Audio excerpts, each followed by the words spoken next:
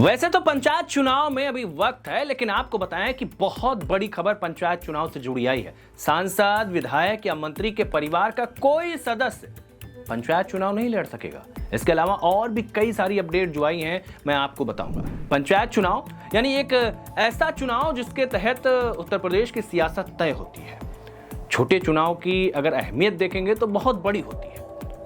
उत्तर प्रदेश में पंचायत चुनाव होगा, यानी एक सेमीफाइनल, और इस सेमीफाइनल के बाद 2027 में फाइनल मुकाबला होगा, यानी कि उत्तर प्रदेश में विधानसभा का चुनाव होगा।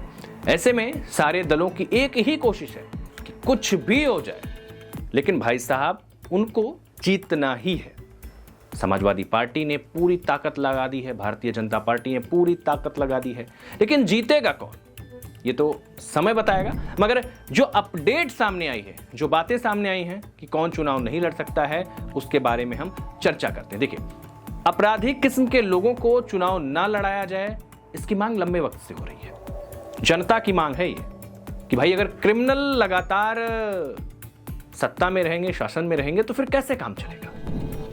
कई सारे ऐसे राज्य हैं जहां पर आपराधिक किस्म के लोगों को चुनाव लड़ने की इजाजत नहीं है, और अब खबर यही है कि उत्तर प्रदेश में भी यही पैटर्न लागू किया जा सकता है। जानकारी के मुताबिक पुलिस इस बात को लेकर डेटा इकट्ठा कर रही है, यानी पता लगाया जा रहा है कि किसके पास अपराध वाली छवि है, और उस छवि का पता लगाकर आगे डेटा को भेजा जाएगा। खबर पक्की है कि जो आपराधिक किस्म के लोग हैं वो शायद ही चुनाव लड़ पाए, मतलब मान के चलो कि नहीं लड़ पाएंगे। हालांकि आधिकारिक पुष्टि नहीं, इसलिए मैं ये नहीं कह रहा हूं कि नहीं लड़ पाएंगे, लेकिन जो एक रिपोर्ट जा रही है उसमें साफ है भाई कि जो अपराधी हैं उनको चुनाव न लड़ने दिया जाए। और इसी बीच एक और अपडेट सामने आई। गाजीपुर में पंचायत चुनाव से पहले हड़कंप मचा है। गाजीपुर यानी कि सपा का गढ़, 7,50,000 संदिग्ध वोटरों की लिस्ट जारी की गई है, चुनाव आयोग ने जारी की है।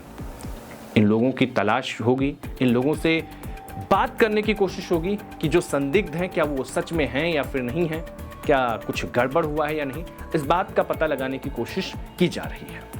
इतना ही नहीं, 29 सितंबर वो तारीख जब बीएलओ घर घर जाकर एक अभियान चलाएंगे।